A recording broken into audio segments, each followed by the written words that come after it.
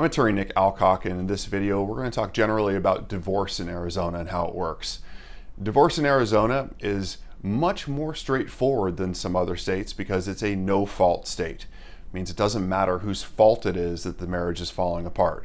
It's also a community property state, which means that the parties are generally entitled to half of what was accumulated by the community during the marriage, and it doesn't matter who the wage earner was during that period of time. And so it does tend to streamline things a little bit, and a divorce can happen relatively quickly compared to some other states. 90 days, 120 days is not unreasonable. It just depends on how contested it is. The first thing to do is that you file for a petition. You go to the court, you file a petition for dissolution of marriage. The minute that you do that, you become the petitioner. The filing fee is $349.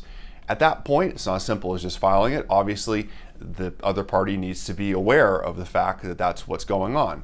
And so you have to serve that party, the respondent, or that respondent can accept and waive service.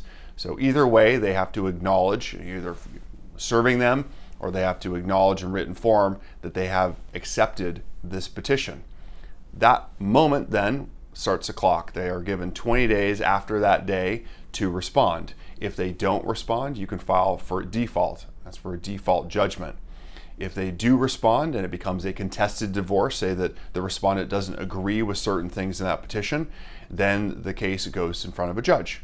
The judge then asks for a conference, and it's a resolution conference where they are going to sit down with you and talk about, well, what's in dispute here? Usually the step after that is mediation. And you can have what's a mini trial. It's a temporary orders hearing to determine the child's custody, child support issues. So it's not like you have to wait for trial for those issues to be resolved. But again, those are temporary orders. That's for what happens during the pendency of this process. The actual trial itself is a relatively short affair. And in the COVID era, most of everything is happening telephonically. So you're talking about a telephonic hearing that decides your entire fate at 3 hours long. So keep in mind that maybe you're watching movies, you have an idea of what it's like to go to court. These are streamlined processes. These are short hearings. There are not that many of them, but they're spread out over a long period of time. At any point, once you resolve what you need to resolve, you can file a consent decree. And that consent decree says, look, the parties have figured out their differences, and you submit it to the court. The court then literally rubber stamps it, and then the case is resolved that way. So some pieces of advice here that I can give you. One is stay very organized. It's very, very important to know what it is that you want. It's also very important to know what it is that you have. And in a lot of divorces, you just don't even have the list of these are all the assets in the community. It's also important to keep in mind what you think is fair and stick to it if that's what you think is fair. So it's important to keep in mind that this is what I want with regards to child support. This is what I want with regards to child custody. Of course, a judge likes to split the baby. And of course, in Arizona, the judge likes to kind of run things right down Main Street many times. And so you have to be realistic as well. That's got to be a driving principle that the judges are going to approach here is what's in the best interest of the children.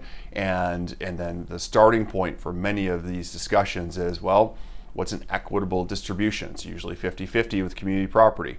And the same thing goes for the child support, child custody. It's about fairness, and it's about coming up with a system that the judge feels comfortable with. If you're asking for something which is really patently unreasonable, the judge could take exception to that. And so you should know, and you should get oriented to that, have conversations with lawyers so you know what is reasonable and what is unreasonable. Once you have a good organized approach where you know what is reasonable, what is unreasonable, then it's totally, absolutely within your right to seek that and to take it all the way to trial should you choose to. Mediation can be incredibly helpful though, and it really does open people's eyes. It really can be a very positive experience. And so don't go into a mediation closed off and thinking that it's just a waste of time, because many times parties go into a mediation thinking there's no way this case is ever going to settle, and then they emerge a couple hours later and then they've actually gotten to a point where a consent decree can be filed. So if you have any questions about divorce in Arizona, know that I'm here for you. We offer a free consultation. It's 602-989-5000. Our office is in Phoenix, Arizona, right across the street from Superior Court, and we are more than willing to help you with any divorce matter in Arizona. Again, the number is 602-989-5000. Thank you so much for watching.